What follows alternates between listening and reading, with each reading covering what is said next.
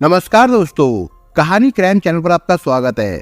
दोस्तों, आज की हमारी जो क्राइम की कहानी है वो है शहडोल मध्य प्रदेश से। तो चलिए दोस्तों, शुरू करते हैं क्राइम की इस सच्ची कहानी को। शव की हालत देखकर पुलिस वाले तो दूर की बात, कोई भी आम आदमी बता देता कि हत्यारा या हत्यारे मृतका से किस हद तक नफरत करते होंगे। साफ लग रहा था कि हत्या प्रतिशोध के चलते पूरी बेरहमी के साथ की गई थी और युवती के साथ बेरहमी से बलात्कार भी किया गया था। मध्य प्रदेश और छत्तीसगढ़ को जोड़ते जिला शहडोल के ब्योरी थाने के इंचार्ज इंस्पेक्टर सुदीप सोनी को भांपते देर नहीं लगी कि मामला उम्मीद से ज्यादा गंभीर है। 25 मार्च की सुबह सुबह ही उन्हें नजदीक के गांव खामडांड में एक युवती की लाश पड़ी होने की खबर मिली थी। वक्त न गंवाकर सुदीप सोनी ने तुरंत इस वारदात की खबर शहडोल से एसपी सुशांत सक्सेना को दी और पुलिस टीम को लेकर खामडांड घटना स्थल की तरफ रवाना हो गए।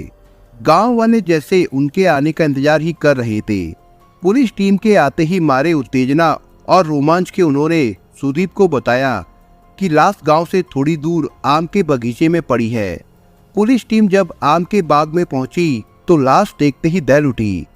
लाश लगभग 24 साल की युवती की थी, जिसकी गर्दन कटी पड़ी थी। अर्धनग्न सी युवती के शरीर पर केवल ब्लाउज और पेटीकोट थे। ब्लाउज इतना ज्यादा फटा हुआ था कि उसके होने ना होने के कोई मायने नहीं थे। पेटीकोट देखकर भी लगता था कि हत्यारे चूंकि उसे साथ नहीं ले जा सकते थे, इसलिए मृतका की कमर पर फेंक गए थे। युवती के प्राइवेट पार्ट पर जलाए जाने के निशान भी साफ साफ नजर आ रहे थे। गाल पर दांत से काटे जाने के निशान देखकर शक की कोई गुंजाइश नहीं रह गई थी कि मामला बलात्कार और हत्या का था।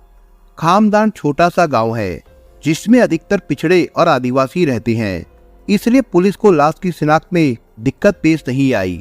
लाश के मुआयने के बाद जैसे ही सुदीप सोनी गांव वालों से मुखातिब हुए तो पता चला कि मृतका का नाम नीतू राठौर है और वो इसी गाँव के किसान बाबूलाल राठौर की बहू और रामजी राठौर की पत्नी है।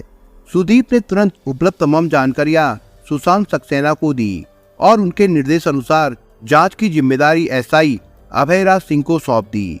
चूंकि लाश की शिनाख्त हो चुकी थी, इसलिए पुलिस के पास करने को एक ही काम रह गया था कि जल्द से जल्द कातिल का पता लगाए।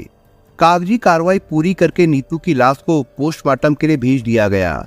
नीतू की हत्या की खबर उसके मायके वालों को भी दे दी गई, जो मऊ गांव में रहते थे। मौके पर अभयराज सिंह को कोई सुराग नहीं मिला था। अलबत्ता ये बात जरूर उनकी समझ में आ गई थी कि कातिल उनकी पहुंच से ज्यादा दूर नहीं है। छोटे से गांव में मामूली पूछताछ में ये उजागर हुआ कि नीतू के घर में उसके ससुर बाबूलाल और पति रामजी के अलावा और कोई नहीं है। नीतू और रामजी की शादी अब से कोई 4 साल पहले हुई थी। बाबूलाल का ज्यादातर समय खेत में ही बीतता था और इन दिनों तो फसल पकने को थी, इसलिए दूसरे किसानों की तरह वो खाना खाने ही घर आता था। फसल की रखवाली के लिए वो रात में सोता भी खेत पर ही था। इसी पूछताछ में जो अहम जानकारियां पुलिस के हाथ लगी, उनमें से पहली ये थी कि रामजी एक कम बुद्धि वाला आदमी है और आए दिन नीतू से उसकी खटपट होती रहती थी। दूसरी जानकारी भी कम महत्वपूर्ण नहीं थी कि 2 साल पहले 2016 में इन पति पत्नी के बीच जमकर झगड़ा हुआ था। झगड़े के बाद नीतू मायके चली गई थी और उसने ससुर व पति के खिलाफ दहेज प्रताड़ना का मामला दर्ज कराया था, पर बाद में सुलह हो जाने पर नीतू वापस ससुराल आ गई थी। ब्योरी थाने में पुलिस ने अज्ञात आरोपियों के खिलाफ हत्या का मुकदमा दर्ज कर लिया और नीतू का शव उसके ससुराल वालों को सौंप दिया। दूसरे दिन ही उसका अंतिम संस्कार भी हो गया। पोस्टमार्टम रिपोर्ट से पता चला कि उसकी हत्या धारदार हथियार से गला काटकर की गई थी। ये जानकारियां अहम तो थी, लेकिन हत्यारों तक पहुंचने में कोई मदद नहीं कर पा रही थी। गांव वाले भी कोई ऐसी जानकारी नहीं दे पा रहे थे जिससे कातिल तक पहुंचने में कोई मदद मिलती। नीतू के अंतिम संस्कार के बाद पुलिस ने उसके मायके वालों से पूछताछ की तो उन्होंने सीधे सीधे हत्या का आरोप बाबूलाल और रामजी लाल पर लगाया। उनका कहना था कि शादी के बाद से ही बाप बेटे दोनों नीतू को दहेज के लिए परेशान किया करते थे, लेकिन नीतू की हत्या जिस तरह हुई थी उससे साफ उजागर हो रहा था कि हत्या बलात्कार के बाद इसलिए की गई थी कि हत्यारा अपनी पहचान छिपा सके। वैसे भी आमतौर पर दहेज के लिए हत्याएं इस तरह नहीं की जाती। रामजी राठौर के बयानों से पुलिस वालों को कुछ खास हासिल नहीं हुआ, क्योंकि बातचीत करने पर ही समझ आ गया था कि ये मंदबुद्धि आदमी कुछ भी बोल रहा है। पत्नी की मौत का उस पर कोई खास असर नहीं हुआ था। अभयराज सिंह को वो कहीं से झूठ बोलता नहीं लगा। मंदबुद्धि लोगों को गुस्सा आ जाए तो वे हिंसक भी हो उठते हैं, पर इतने योजनाबद्ध तरीके से हत्या करने की बुद्धि उनमें होती तो वे मंदबुद्धि क्यों कहलाते। बाबूलाल से पूछताछ की गई तो उसने अपने खेत पर व्यस्त होने की बात कही, लेकिन हत्या का शक बेटे रामजी पर ही जताया। इशारों में उसने पुलिस को बताया कि रामजी चूंकि पागल है, इसलिए गुस्से में आकर पत्नी की हत्या कर सकता है। बाबूलाल ने अपनी बात में दम लाते हुए ये भी कहा कि मुमकिन है कि नीतू रामजी के साथ सोने से इनकार कर रही हो, इसलिए रामजी को उसे मारने की हद तक गुस्सा आ गया हो और इसी पागलपन में उसने नीतू की हत्या कर डाली। ये एक अजीब सी बात इस लिहाज से भी थी कि हत्या के मामले में किसी भी पिता की कोशिश बेटे को बचाने की रहती है, लेकिन बाबूलाल इसका अपवाद था। हालांकि संभावना इस बात की भी थी कि वो वाकई सच बोल रहा हो, क्योंकि रामजी घोषित तौर पर मंदबुद्धि वाला था और गुस्सा आ जाने पर ऐसा कर भी सकता था। लेकिन इस थ्योरी में आड़े ये बात आ रही थी कि कोई मंदबुद्धि इतनी प्लानिंग के साथ हत्या नहीं कर सकता। अभयराज सिंह ने नीतू के बारे में जानकारियां इकट्ठी करने के लिए एक लेडी कांस्टेबल को काम पर लगा दिया था।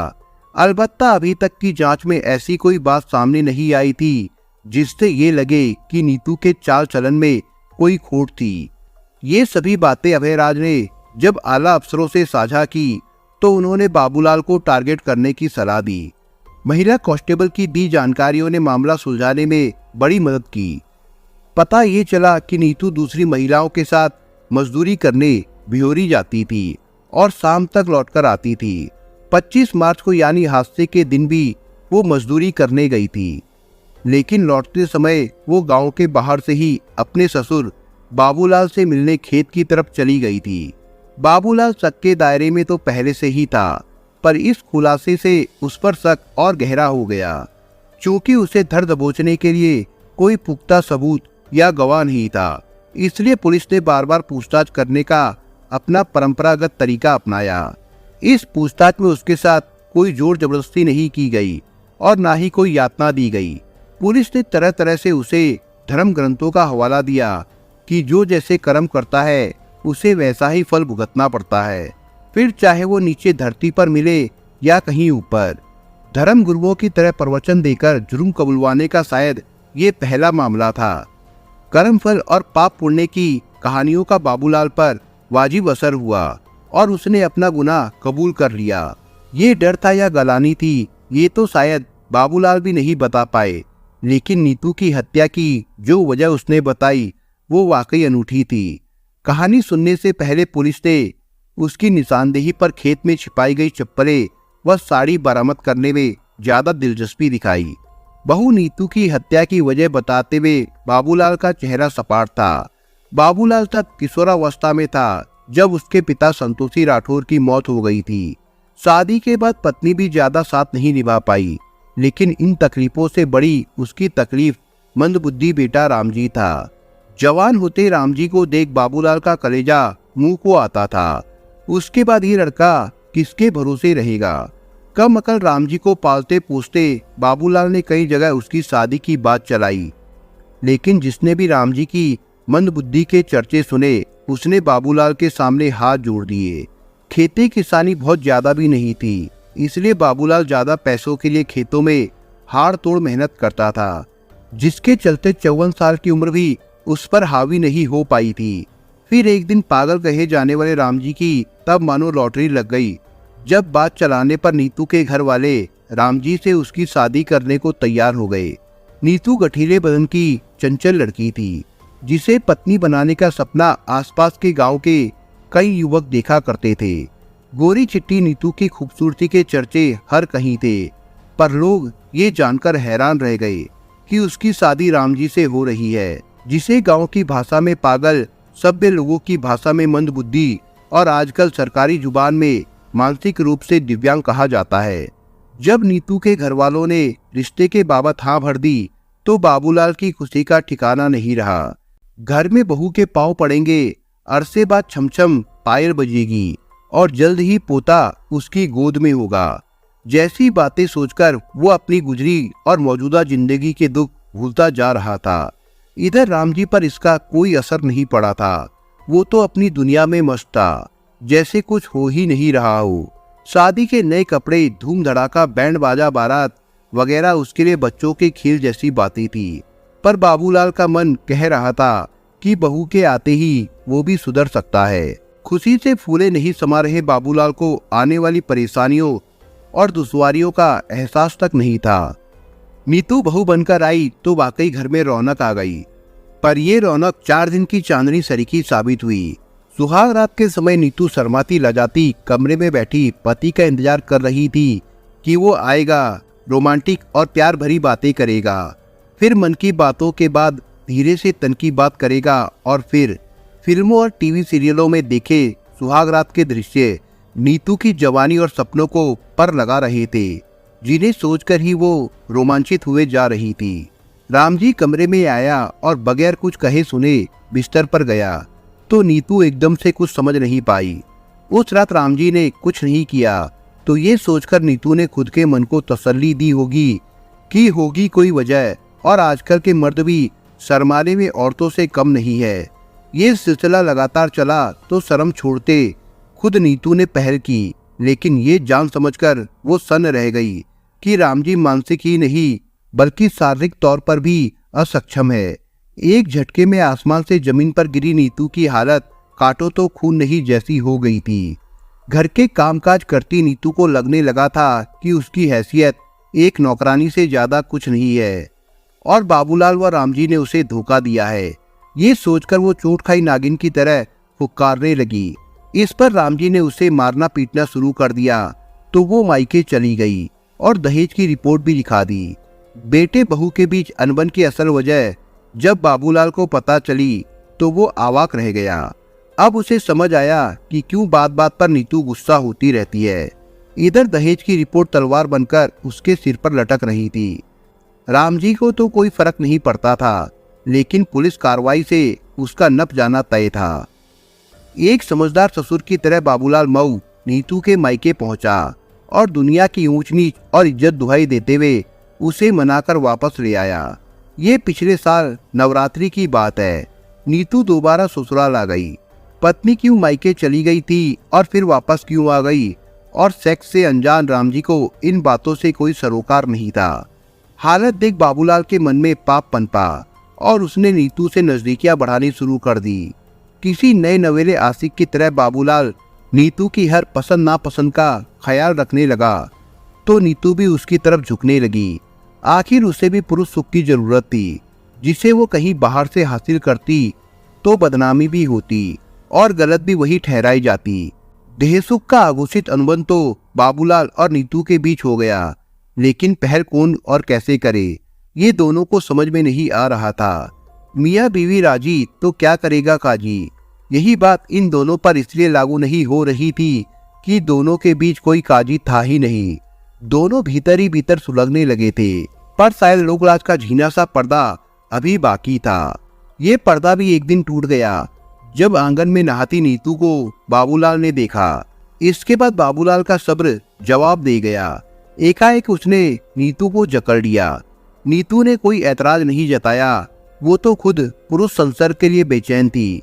उस दिन जो हुआ नीतू के लिए किसी मनोकामना के पूरी होने से कम नहीं था। बाबूलाल को भी सालों बाद स्त्री सुख मिला था, सो वो भी निहाल हो गया। अब ये रोज रोज का काम हो गया था। दोनों को रोकने टोकने वाला कोई नहीं था। रामजी जैसे ही बिस्तर पर आकर सोता था, नीतू सीधे बाबूलाल के कमरे में जा पहुंचती थी। उम्र और रिश्तों का लिहाज नाजायज संबंधों में नहीं होता और आमतौर पर उनका अंत में किसी तीसरे का रोल जरूर रहता है, पर इन दोनों पर यह बात लागू नहीं थी। ससुर की मर्दानगी पर निहाल हो चली नीतू ने एक दिन बाबूलाल से साफ कह दिया कि अब मुझसे शादी करो, नहीं तो। इस नहीं तो में छिपी धमकी बाबूलाल को समझ में आ रही थी और मजबूरी भी। लेकिन जो जिद नीतू कर रही थी उसे वो पूरी नहीं कर सकता था। अब जाकर बाबूलाल को समाज और रिश्तों के मायने समझ आए। समझाने और मना करने पर नीतू झल्लाने लगी थी, जिससे बाबूलाल घबराया हुआ रहने लगा था। नीतू की लत तो उसे भी लग गई थी, पर उस पर लदी शर्त उससे पूरी करते नहीं बन रही थी। साफ है, बाबूलाल बहू के जिस्म को तो भोगना चाहता था, लेकिन समाज को ठेंगा बताकर उसे पत्नी बनाने की बात सोचते ही उसके पैरों तले से जमीन खिसकने लगती थी। जितना वो समझाता था, नीतू उसी तादाद में एक बेतुकी जिद पर अड़ती जा रही थी। अब बाबूलाल नीतू से बचने के बहाने ढूंढने लगा था, जिनमें से एक उसे मिल भी गया था कि फसल पक रही है, इसलिए उसे चौकीदारी के लिए खेत पर सोना पड़ेगा। इसके लिए उसने खेत में झोपड़ी भी डाल दी थी। नीतू जब शहर से मजदूरी करके लौटती थी, तब तक बाबूलाल खेत पर जा चुका होता था। कुछ दिन ऐसे ही बिना मिले गुजरे तो नीतू का सब्र जवाब देने लगा। वैसे भी वो महसूस कर रही थी कि बाबूलाल अब उसमें पहले जैसी दिलचस्पी नहीं लेता। 25 मार्च को नीतू जब सहेलियों के साथ लौटी तो उसे याद आया कि अगले दिन उसे मायके जाना है। मायके जाने से पहले वो अपनी प्यास बुझा लेना चाहती थी, इसलिए सीधे खेत पर पहुंच गई और बाबूलाल को इशारा किया कि आज रात वो यहीं रुकेगी। तो बाबूलाल के हाथ के तोते उड़ गए, क्योंकि रात में दूसरे किसान तंबाकू और बीड़ी के लिए उसके पास आते रहते थे। समझाने की कोशिश बेकार थी। फिर भी बाबूलाल ने दूसरे किसानों के आने जाने की बात बताई तो नीतू ने खुद अपने हाथों से अपने कपड़े उतार लिए और धमकी देते हुए बोली, खुले तौर पर मुझसे बीवी की तरह पेश आओ, नहीं तो पुलिस में रिपोर्ट लिखा दूंगी। उस दिन सुबह वो बाबूलाल से कह भी रही थी कि रात में घर पर ही मिलना। रोज रोज की धमकियों और परेशानियों से तंग आ गए बाबूलाल को कुछ भी नहीं सूझा तो उसने बेरहमी से नीतू की हत्या कर दी और स्तनों को खरोंचा, जिससे मामला सामूहिक दुष्कर्म का लगे। नीतू का गुप्तांग भी उसने इसी वजह के चलते जलाया था। नीतू की हत्या करके वो उसकी लाश को कंधे पर उठाकर ले गया और आम के बाग में फेंक आया। पुलिस को दिए शुरुआती बयान में वो रामजी को फंसा देना चाहता था, जिससे खुद साफ बच निकले, पर ऐसा नहीं हो पाया। ससुर बहू के अवैध संबंधों का ये मामला अजीब इस लिहाज से है कि इसे और ज्यादा ढोने की हिम्मत नीतू में नहीं बची थी और वो अधेड़ ससुर को ही पति बनाने पर उतारू हो आई थी। बड़ी गलती बाबूलाल की है, जिसकी सजा भी वो भुगत रहा है। उसने पहले पागल बेटे की शादी करा दी और जब बेटा बहू की शारीरिक जरूरतें पूरी नहीं कर पाया तो खुद पाप की दलदल में उतर गया। नीतू रखेल की तरह नहीं रहना चाह रही थी, साथ ही वो दुनियादारी की परवाह भी नहीं कर रही थी। इसलिए उससे छुटकारा पाने के लिए बाबूलाल को उसकी हत्या ही आसान रास्ता लगा, पर कानून के हाथों से वो भी नहीं बच पाया। दोस्तों, इस कहानी के बारे में आपके विचार क्या है, हमें कमेंट बॉक्स में जरूर बताएं।